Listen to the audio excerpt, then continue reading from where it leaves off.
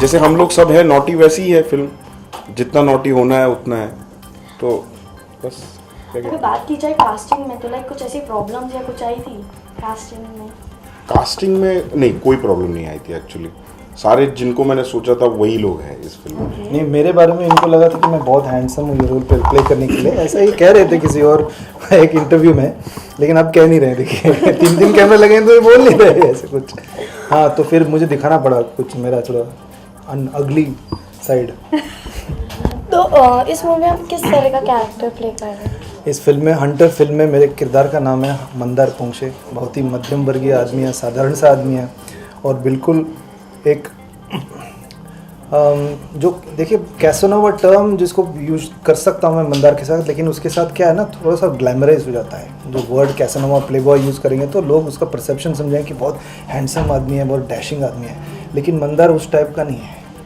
मंदार चाहता है कि अलग अलग लड़कियां और औरतों के साथ शारीरिक संबंध रखे, लेकिन वो एकदम प्लेबॉय कैसोनोवा टाइप का नहीं है। तो उसके लिए यहाँ पे एक टर्म है, उसको वासु कहते हैं। मंदार एक वासु आदमी है जो वास लेता है, जो वासना का पुजारी है, लेकिन बहुत ही मिडिल क्लास, बहुत ही ऑर्डिनरी सा उसका किरदार है। तो हेड टर्नर नहीं है, कुछ अच्छे, बिल्कुल हीरोगिरी मतलब 1% भी उसके अंदर नहीं है। तो जो भी उसको करना होता है, डरपोक है, लेकिन वो डेयरिंग करके कुछ हासिल कर लेता है। तो आप रियल लाइफ में कितने इत्तेफाक रखते हैं इस बात से कि बचपन से ही नॉटीगिरी होनी चाहिए लड़कियों में?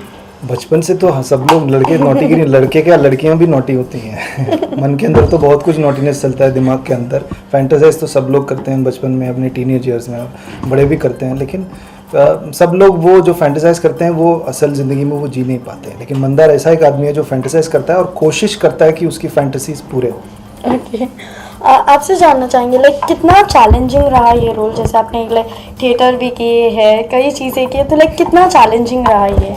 चैलेंजिंग मतलब इतना ही था कि शादी होके कुछ साल बीत गए, ऐसी एक औरत है, तो वो थोड़ा, वो कैसा, उसका मानसिकता उसकी कैसी रहेगी, ये सोचने में मुझे थोड़ा स्ट्रगल था मेरे लिए, और थोड़ा चैलेंजिंग था। लेकिन ये एक्चुअली है नहीं उस उम्र की, तो शी इज रियली यंग, सो उनको प्ले करना था थोड़ा ओल्डर लेडी का, और दिखती भी नहीं है, तो काफी कुछ मेहनत करना पड़ा इनको एक्चुअली एज करने में हमको।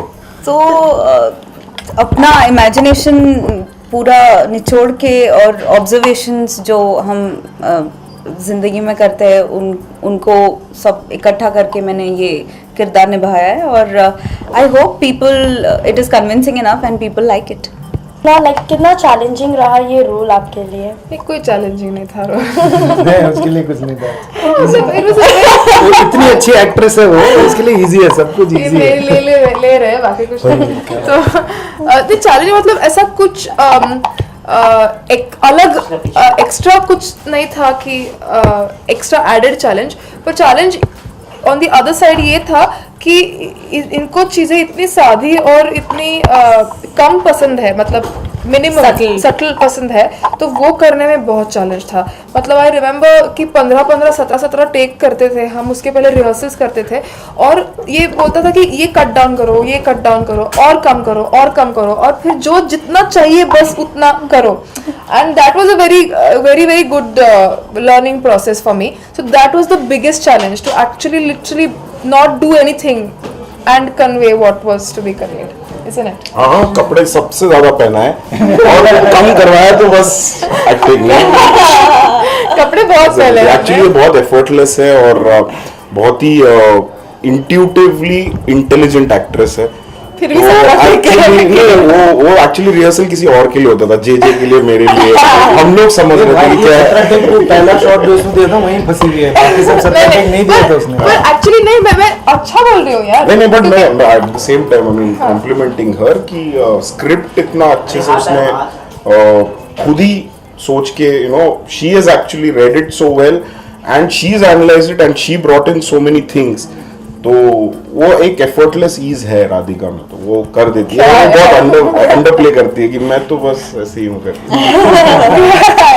मुझे आपसे जानना चाहेंगे लाइक आप ऑन स्क्रीन और ऑफ स्क्रीन लाइक इतने ही नॉटी हो, या? मैं तो ऑन स्क्रीन बहुत नॉटी हूँ, ऑफ द स्क्रीन मेरी हिम्मत नहीं होती है।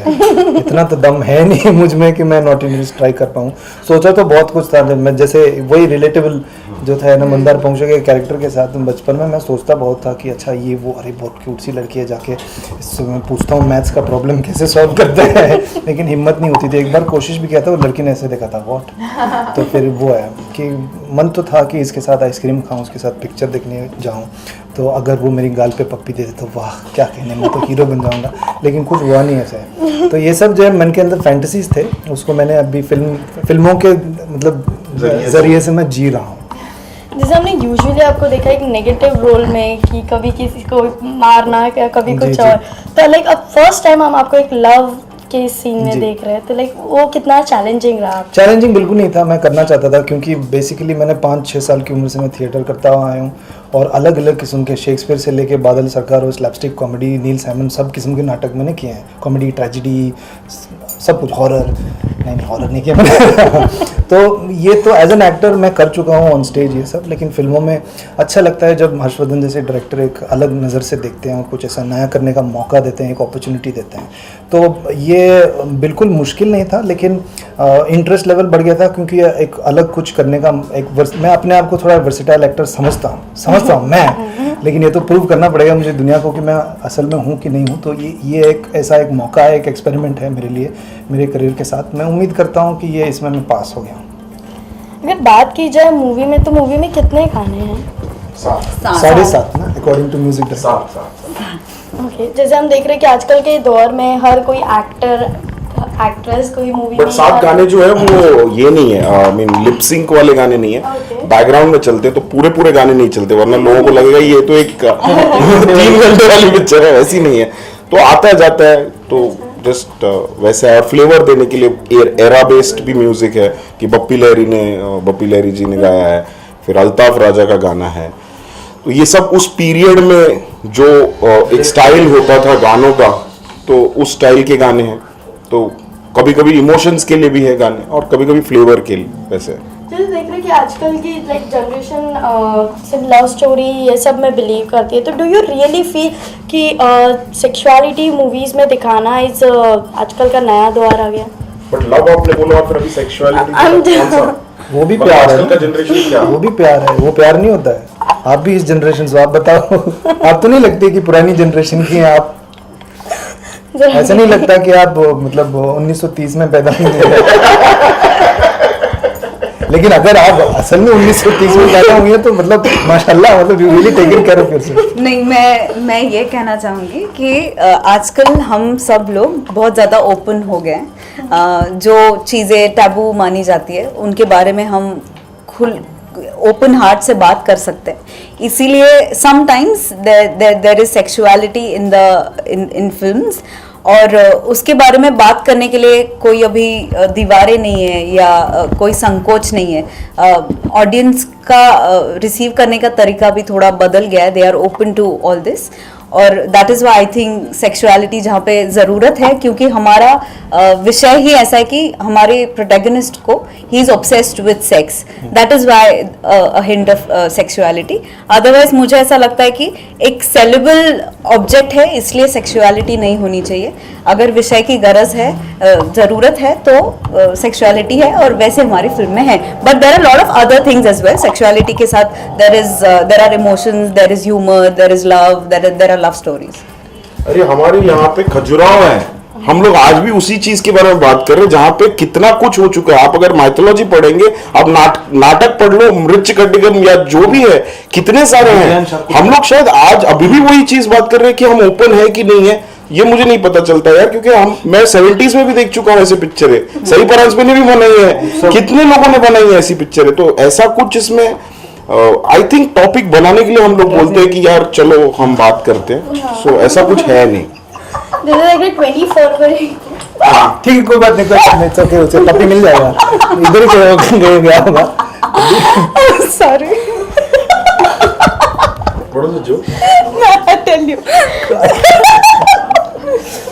जैसे हम देख रहे हैं कि 20 मार्च को मूवी रिलीज हो रही है, तो लाइक क्या एक्सपेक्टेशंस है अपने व्यूअर्स से? एक्सपेक्टेशंस है, वी एक्सपेक्टेशन तो यही है कि वो लोग आएंगे, पसंद करेंगे फिल्म को और अपने दोस्तों को बताएंगे और अपने परिवार के साथ आएंगे।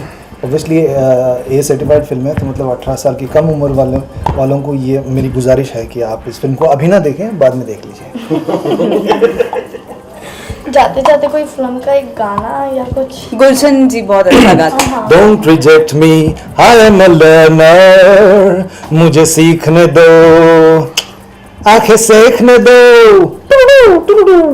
गन अपनी लोडेड है, टारगेट भी कोडेड है, ट्रिगर पे उंगली है, मन एकदम जंगली है, आंखों में मस्ती है, हरकत ये सस्ती है, आई एम लॉर्ड कामदेव।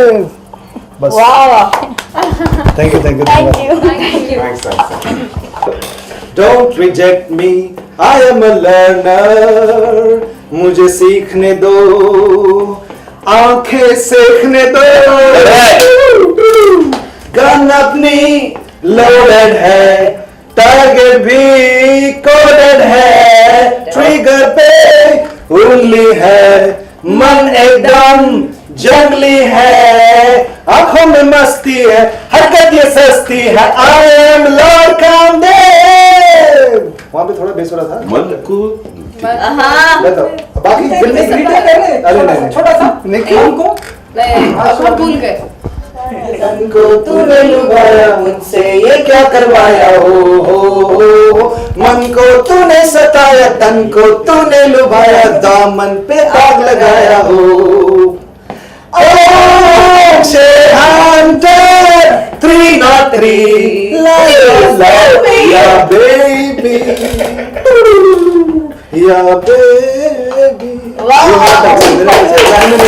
मैं गुजार रहा हूँ थोड़ा, मतलब बप्पी जा भी आ गए तो SP बाला सुब्रमण्यम को भी डाल दिया।